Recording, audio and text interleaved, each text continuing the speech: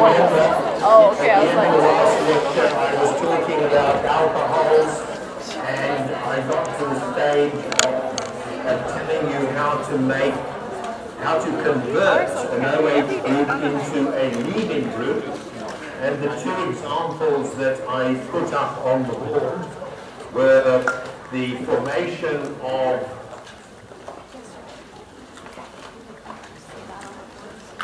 various esters of various sulfonic acids, and the two that I drew were these, which is a tosylate. I was thinking and the other one, also from an alcohol,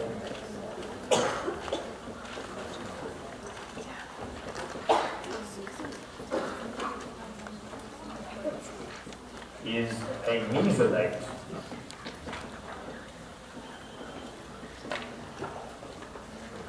And right at the end of the lecture, I was about to explain to you how these are formed, but unfortunately the bell rang at the most inconvenient time and I couldn't complete the explanation. So let me just tell you how these are formed. If you take an alcohol and you treat it with toluene sulfonyl chloride,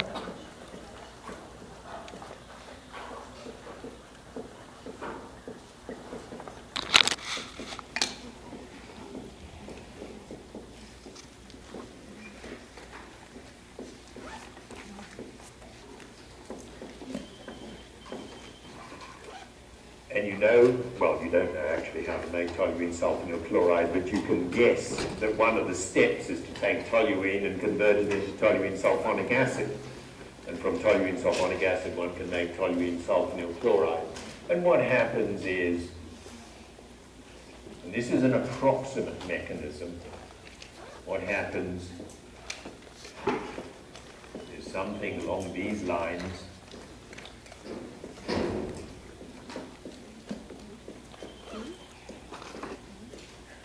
And you do this in the presence of a base, and the base is frequently pyridine, and the pyridine removes the proton from the alcohol.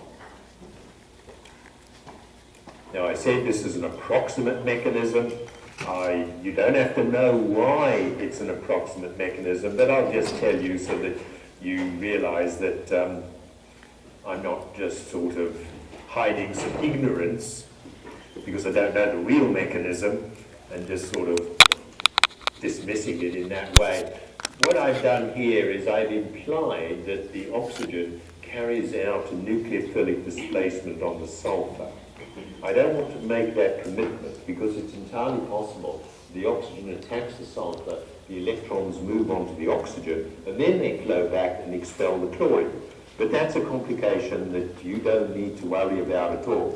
All you need to know is that the oxygen of the alcohol displaces the chlorine, and that the pyridine picks up eventually the hydrogen from the alcohol. And you might think, why doesn't the pyridine just deprotonate this alcohol? It can't do that because pyridine isn't a strong enough base. But once the proton is on oxygen that's positively charged, then you don't need such a strong base to pull off that hydrogen. So that's how you make toluene sulfonate. How you make a mesylate, the mechanism in the book is wrong. What happens in a mesylate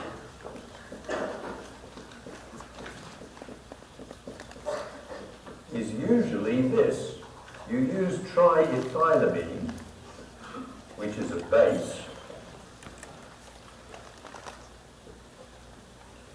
and so you get now, I'm going to rub all this out and I'll put the pyridine on the top.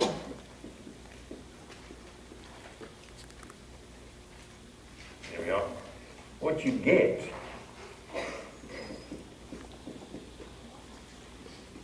is this funny looking structure. And that funny looking structure is then attacked by the alcohol.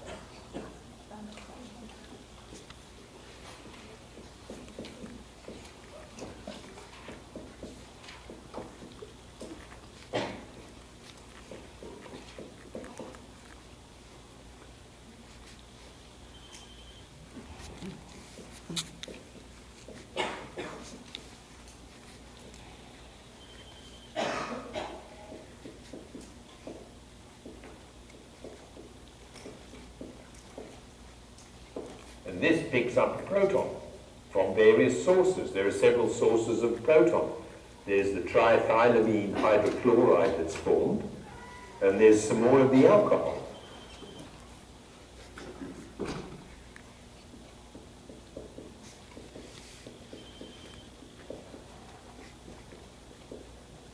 Now, you don't have to remember the mechanism of this, of the formation of a mesylate. All you need to know is if you treat an alcohol with methane sulfonyl chloride and a suitable base, which is usually triethylamine, then you get the mesylate. The only reason why I'm giving you this mechanism is the one in the book's not always the right mechanism, and the second reason is that this mechanism, the correct mechanism, was worked out by a Canadian chemist, Dr. King. So now you know how to make a tosylate and a mesylate. And the reason for making a tosylate and a mesylate is that these two groups, that is to say, that group and also the corresponding toluene one, are very good leaving groups. And if they're leaving groups, then you can carry out reactions called nucleophilic displacements.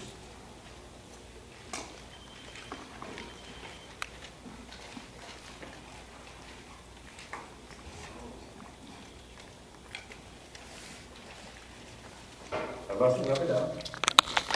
Sorry? I can leave a second one. Okay, you want me to stop for a minute.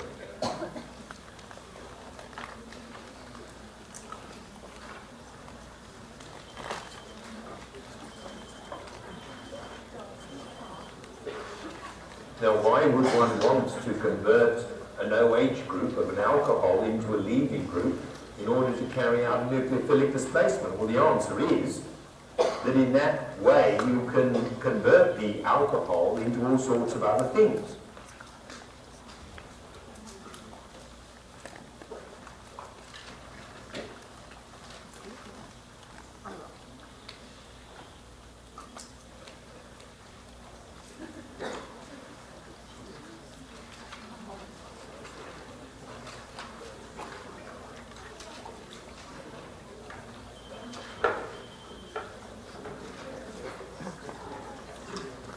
So what we would do is we would start with an alcohol and convert it into either a toluene sulfonate or a mesylate. And then we would take some nucleophile, I won't specify it yet, and the nucleophile would carry out a nucleophilic displacement. And of course, the result of that nucleophilic displacement depends on two things. It depends on what the nucleophile is, which in a moment, and it also depends on whether the reaction is SN1 or SN2. You had a question? Your first reaction, I don't understand where hydrogen came from. Okay, the hydrogen comes from any proton source. This is in the picking up the, it's this thing, this is the question.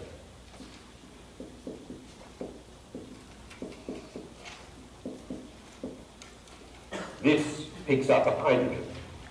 The hydrogen comes from either this, which is formed in the first step, or it comes from another molecule of the alcohol, because this is a strong enough base to do that. Okay? So I didn't just pull a proton out of thin air. There is a source for that proton. Okay. The outcome of the nucleophilic displacement depends obviously on the nucleophile, and it also depends on whether the reaction is SN1 or SN2. And just to refresh your memories, if it's SN2, and let's suppose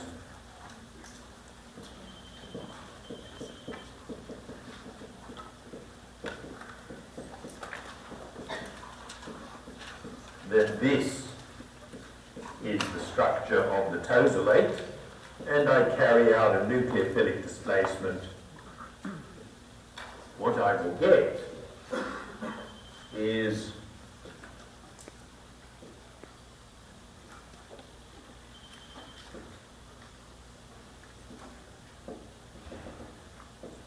in other words, I will get inversion.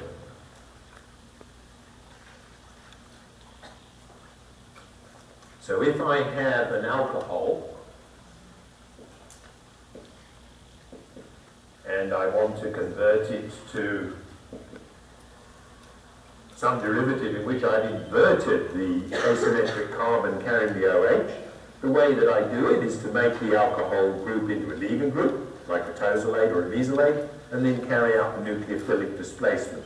And that enables me to do all sorts of transformations. So let me give you a particular example. This one is actually in the book, but let's get the stereochemistry right.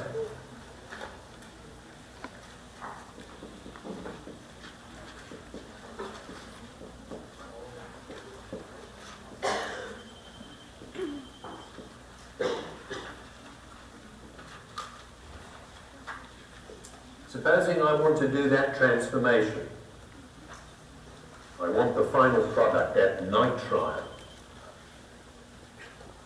So I go to the stockroom and I have a look at the chemicals that they've got in the stockroom, and I find they've got that starting alcohol. And I say, goody, goody, I'm going to be able to make what I want.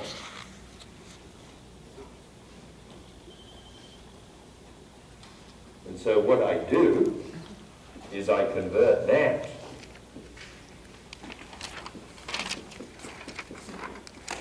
into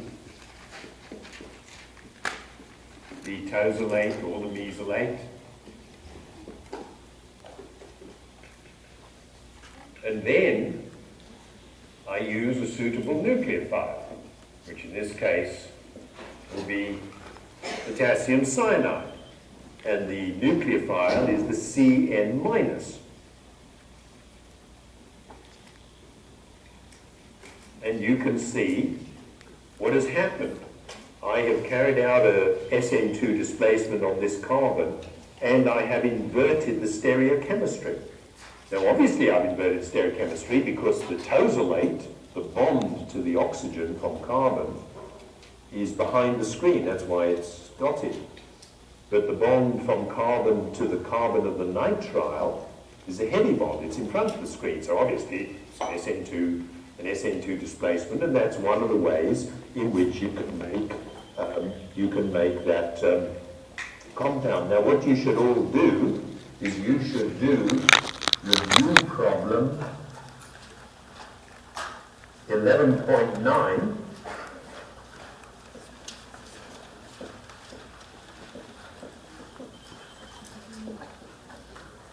Not 11.9. Yes, 11.9. And it's also 11.9 in the 9th edition of the book.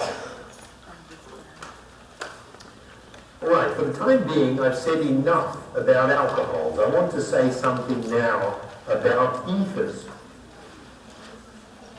You remember that, let me just clean the board.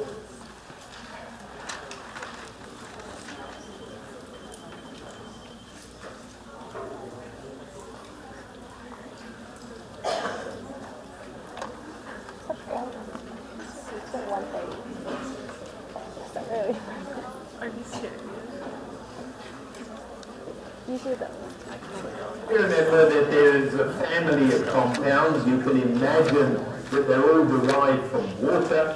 If you take water, pull off one hydrogen, stick on a carbon, you get an alcohol.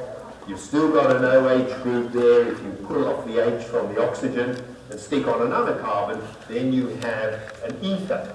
So I want to say something now about ethers.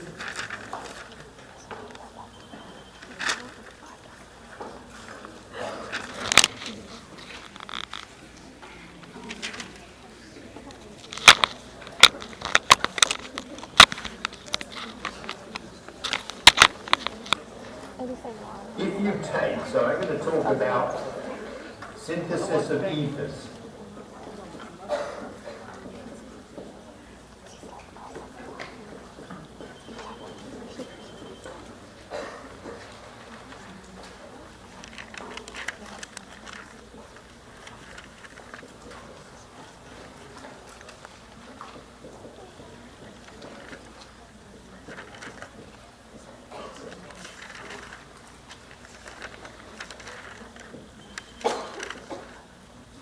do this experiment, you take ethyl alcohol, the stuff that some people drink on a Friday night, and on a Saturday night, and on all other nights.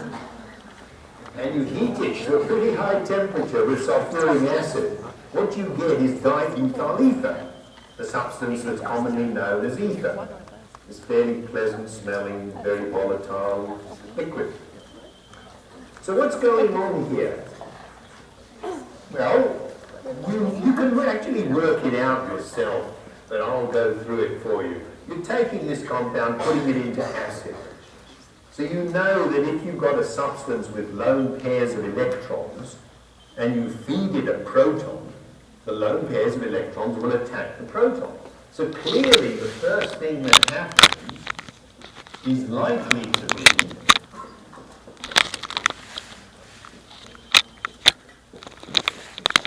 protonation of that hydroxyl. Now I've also told you that if you protonate a hydroxyl, you make that oxygen a good leaving group. Because if the bond between the oxygen and carbon breaks, and the electrons go onto the oxygen, you release a neutral molecule, water, and in organic chemistry, the expulsion of a neutral molecule like water or carbon dioxide or nitrogen, especially nitrogen, is generally a favorable process. And so that original hydroxyl group has now been converted into a leaving group. So we take another molecule of water that can then carry out an SN2 displacement. And if you do that, what you're going to get is this, and that can now lose a proton to some other nucleophile, such as water. Now this method is okay in a very limited number of cases. It's okay for diethyl ether.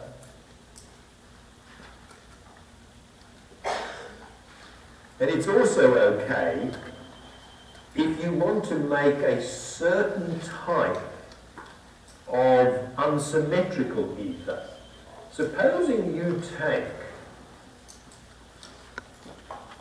this alcohol plus this alcohol and treat the whole lot with acid, what you will get, you don't have to heat it so high, you'll get tertiary butyl methyl ether. Now, if you look over what I've just told you, you will see that all I've done is to make a little change to the first reaction I told you. The first reaction I gave you, I said, you take ethanol, ethyl alcohol, you make the OH into a leaving group by protonation, and another molecule of ethyl alcohol, its oxygen, acts as a nucleophile, and you eventually get diethyl ether. Now I'm telling you, if you take two different alcohols and you mix them with acid, and I did say in certain cases, and there are not very many, but this is one of them, you mix them with acid, you will get an unsymmetrical ether. Now, why only certain cases? Well, the reason is that in general, if you take alcohol A and alcohol B, mix them together with acid, you will get AOA, BOB, and AOB. You'll get all the possible combinations of unsymmetrical ethers. But this baby is special because of these two alcohols, you know that this one, if you make that into a leaving group by protonation, it gives you a stable carbocation. And so of these two, and this one, if you protonate that, it's not so easy to make a carbocation because it will be primary. So although these are different, I should say although, these are different, and they're different in a very special way. They're different in a way that favors this one and only this one, giving a carbocation. So this baby generates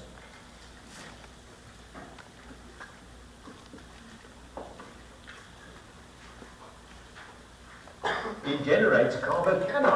Oops, my God, it can be hazardous to clean the board. Better see my insurance on it.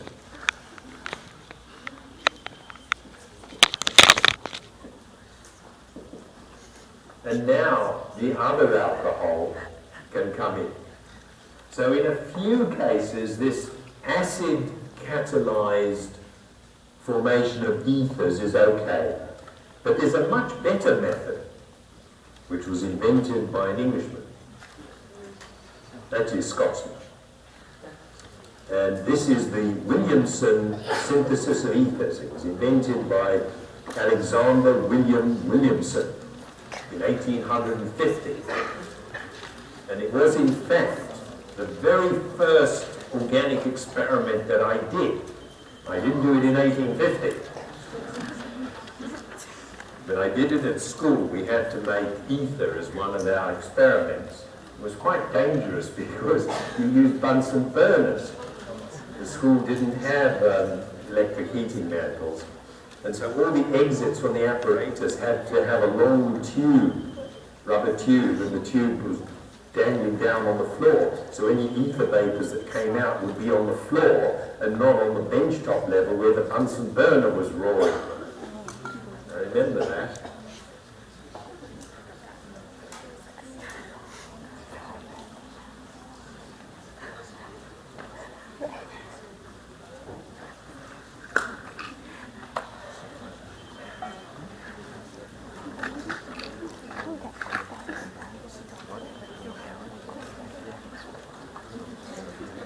It was a very tough school.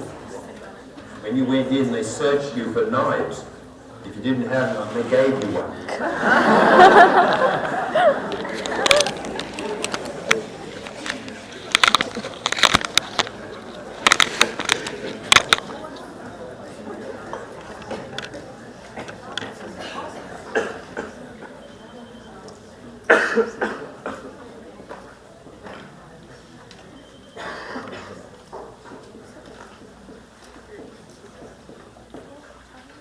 What you do in the Williamson's ether synthesis is you take an alcohol and you convert it into the sodium alkoxide. And one of the there are many ways of doing that. One of the ways is to add sodium hydride. And now you take another alkyl group, an alkyl compound with a leaving group on it, and the alkoxide does a nucleophilic displacement. And so you get the alcohol. So for example, if you take this alcohol and you treat it with sodium hydride, that's what you get. And if you treat that with, say, ethyl iodide, you will then end up with ethyl propyl ether.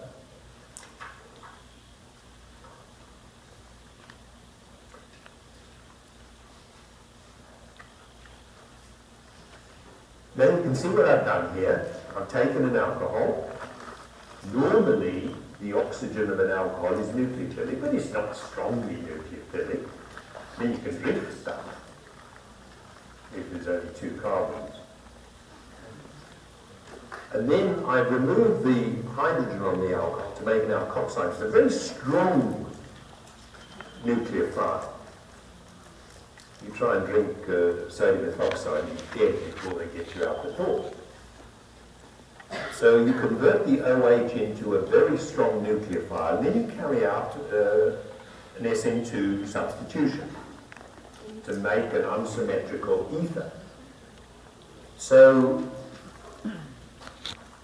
this formation of an ether is the result of a reaction between an O minus and a leaving group.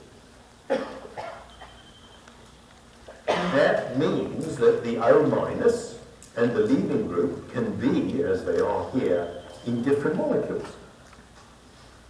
But it doesn't mean that it's limited to them being in different molecules. And in fact, if you take this substance where you have a leaving group, clearly, the chlorine, and an OH.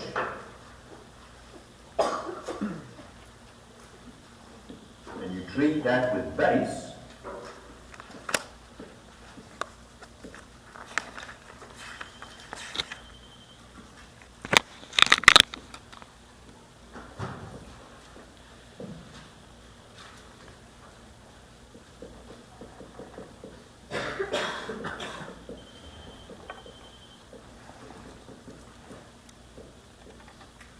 You can again form an ether, but because the O minus and the leaving group are in the same molecule, this time the ether will be cyclic, and that particular ether is a very common one. It's called tetrahydrofuran. Now, in order to make sure that you understand all this, you should do problems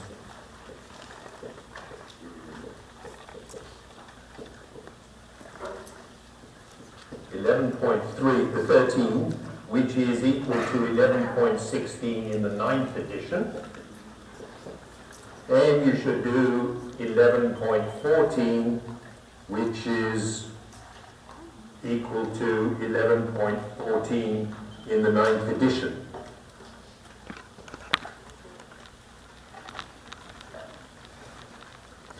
There's another way of making ethers. And this is a method that involves starting with a double bond compound, an alkene. If you're going to start with a double bond compound, say cyclohexene, for example, and you're going to convert that into an ether, clearly the cyclohexyl piece is going to be one of the alkyl groups of the ether, because remember, an ether is carbon, joined to oxygen, joined to carbon. So if you start with cyclohexene, the cyclohexyl piece in some way is going to be one of the carbon bits that's going to be joined to oxygen, and then you've got to have that oxygen joined to something else. Now if you think back to something I said a couple of lectures ago, if you take a double bond compound, you can carry out a hydroxymercuration. In other words, you could add an OH group at one end of a double bond and mercury at the other end. And if you think back to that, you'll remember that the next step is to add sodium borohydride to get rid of the mercury and replace it by hydrogen. And the OH group came from water because this was done in water. As I rub this off, somebody should play the bagpipes, I think.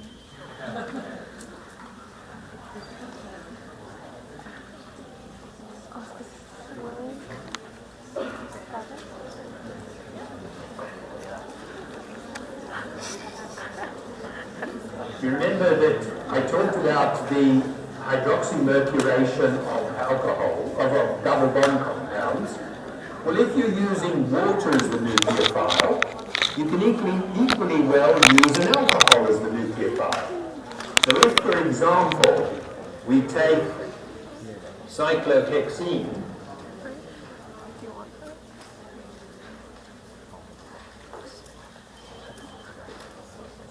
and we add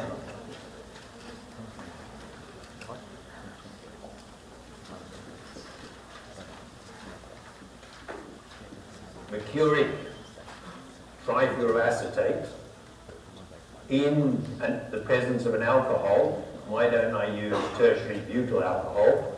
I'll just write that in the formula picture. What I will get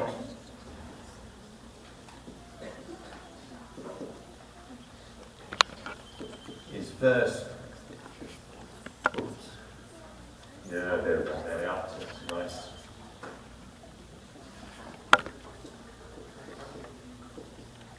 What I will get is that, and when I add sodium borohydride,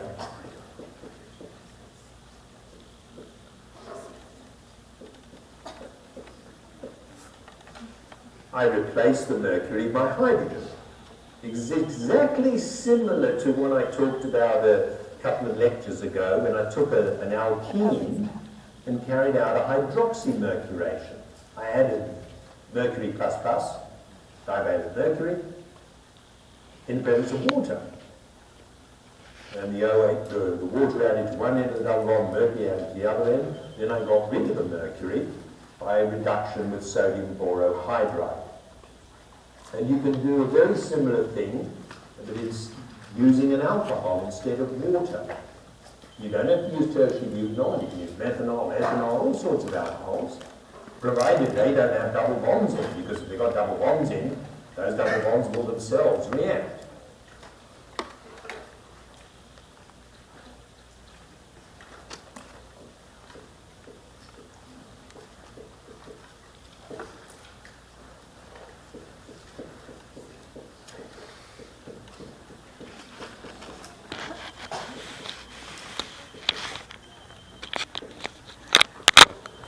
If you do that problem, you will be able to establish that you understand what's going on.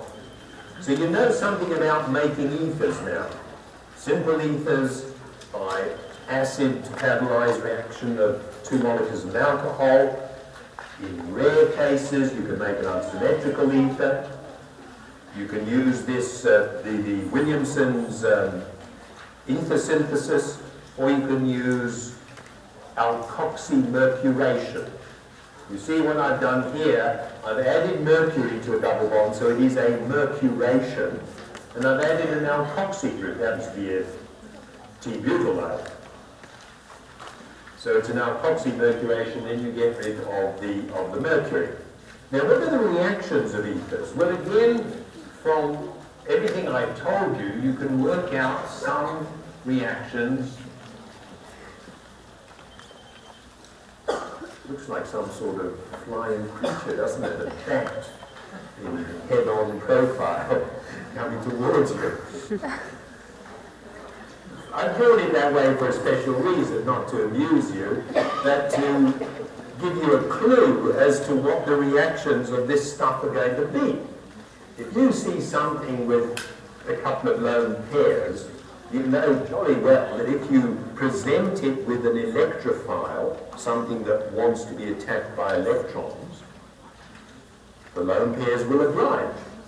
And the very simplest electrophile that you know is, of course, the proton. And so if you treat this with, say, HBr,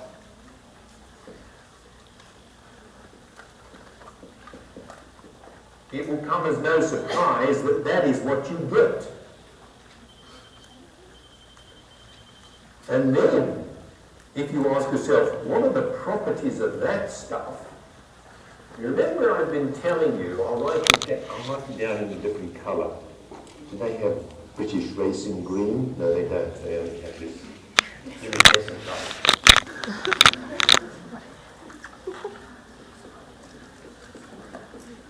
I have told you that that sort of oxygen is a leaving group. So what he likes to do is melt. And the only reason why it's a leaving group is that when it comes out, you quench the plus charge, you inject the neutral species.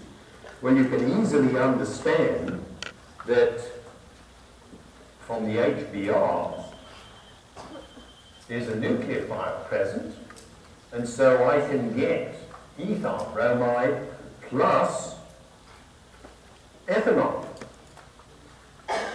And of course, in that mixture, the OH group of ethanol will also be protonated, thereby converting itself into a leaving group, and the bromide will attack that as well. So both of those ethyl groups are replaced, are converted into ethyl bromide.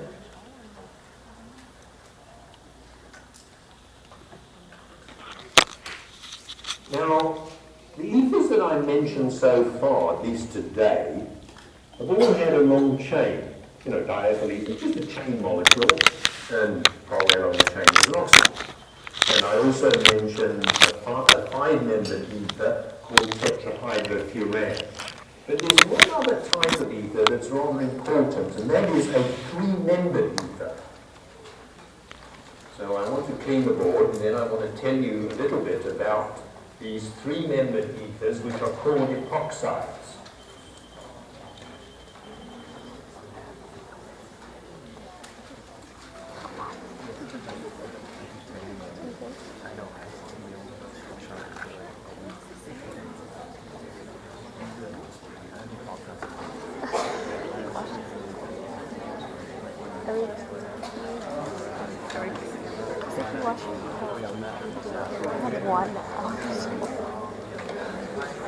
Look, we supposed to see what and look, what happened to not watching.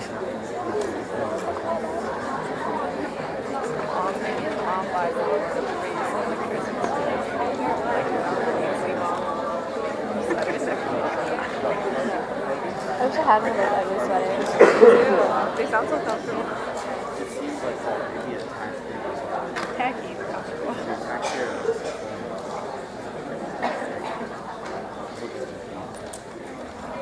If you take an olefin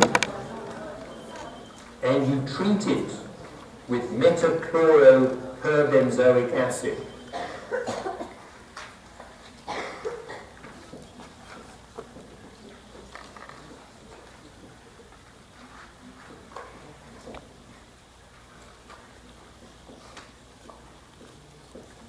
what you get is the epoxide. You get a three-membered ring containing oxygen. And the oxygen that's gone onto the ring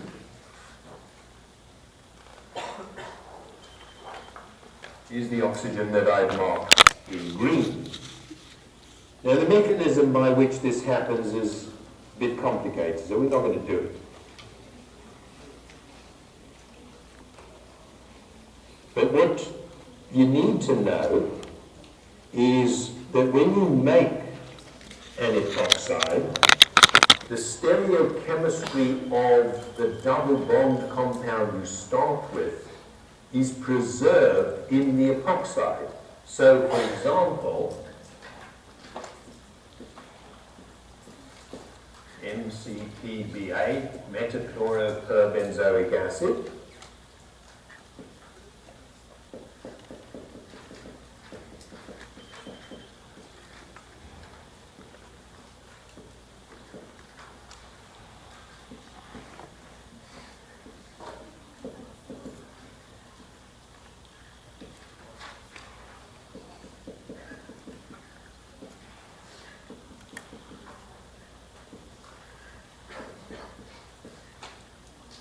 if you take those two double bond compounds and convert them into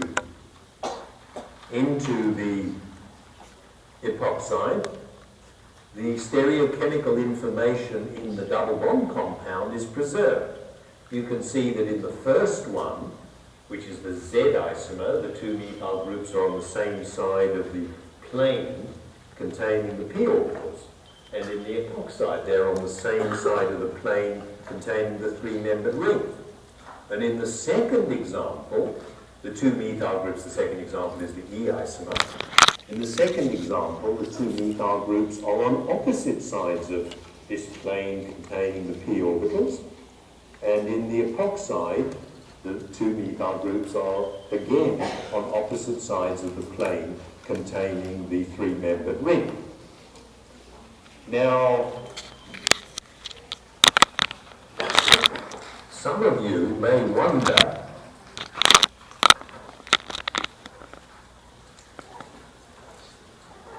why it is that I have drawn the oxygen coming from this face and not from the other face. Because if the oxygen comes from the top face, one nearest you, that's what you get.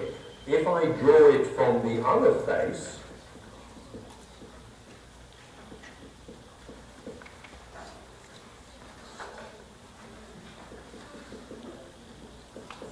what you get is this one. So you get A and B. So why have I chosen to deliver the oxygen only from the top face? Well, what's going on is the following. The starting material, that is to say compound X, That starting material is not chiral. You build a model of that alkene X and build a model of its mirror image. You hold it in front of the mirror and see what you find in the mirror, build a model of what you see. The two things that you have, the object and its mirror, will be identical. You can take one, superimpose it on the other. And the reagent, metachloroperbenzoic acid, is also not chiral. But the product, the epoxide, is chiral. And that whenever you make a chiral compound from non-chiral starting materials, you always get a racemate. In other words, you get a 50-50 mixture of the two enantiomers. And A and B are simply enantiomers. And when you make a chiral compound from non-chiral substances, it's usual just to draw one of the enantiomers only and to rely on the knowledge of the reader who's reading what you've written to understand that in fact you've still got a racemate. So if I draw just this compound and that equation, anybody who's trained in chemistry realizes that I have this substance and its mirror image in a 50-50 ratio.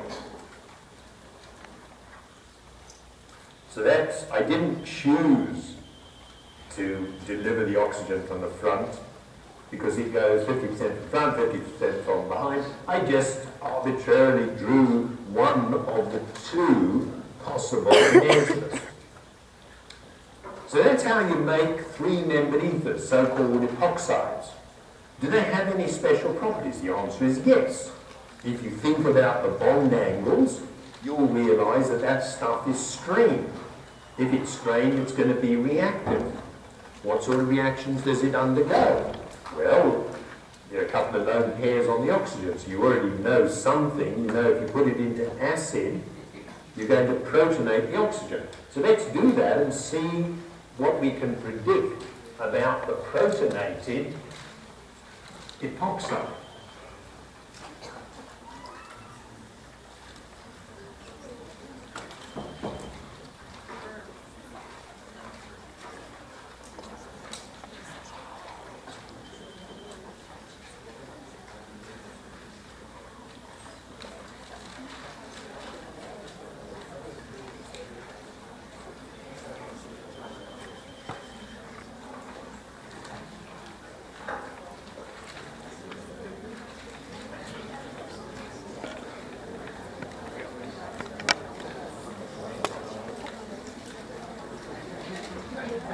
In general, if I have an epoxide and I protonate it, I then make it susceptible to nucleophilic attack.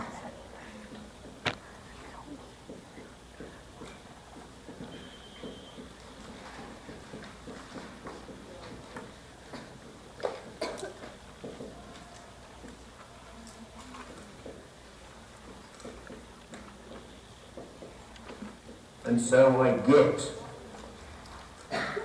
an alcohol, a diol.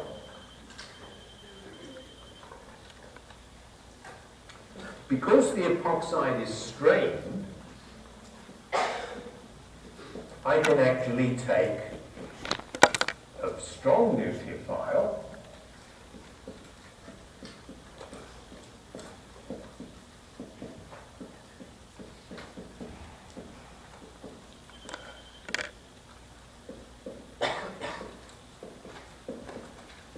and again make a diol by allowing the nucleophile to open the epoxide.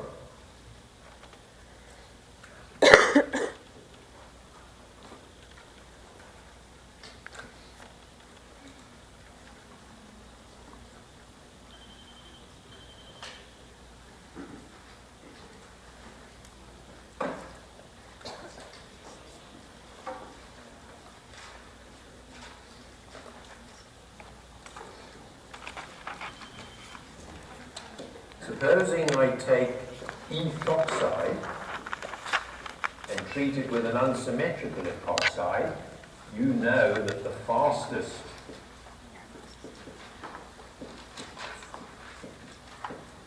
nucleophilic attack that will go on will be at the less substituted end or the less substituted carbon of the epoxide, because if you carry out a nucleophilic attack on a primary carbon, it's faster than on a secondary, at least by SN2 mechanism, and on a tertiary, the SN2 mechanism is so slow that it doesn't go. So you can use basic nucleophiles to open an epoxide, and you can also open an epoxide under acidic conditions. Now, if you open an epoxide under acidic conditions, and it's an unsymmetrical epoxide,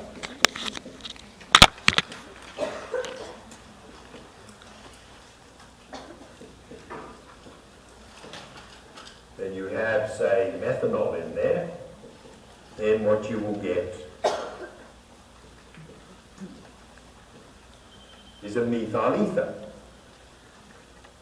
So you can see that when you open an epoxide under acidic conditions, you protonate the oxygen, and that means that one of the bonds between the oxygen and carbon, one of the bonds in the three-membered ring, can break. If the epoxide is unsymmetrical, then one of the bonds can break in such a way to give a very stable carbocation, if the substitution pattern is correct. And here you see it is correct, because we've got a tertiary carbocation, and that can be captured by any nucleophile that you've got that's present. If you treat this with sodium ethoxide, those are conditions for an SN2 process. The SN2 process won't go here, it'll go here. And so you can get an isomeric hydroxy ether. So the reactivity of these things is readily understandable depending on whether you use acid or base, and depending on the substitution.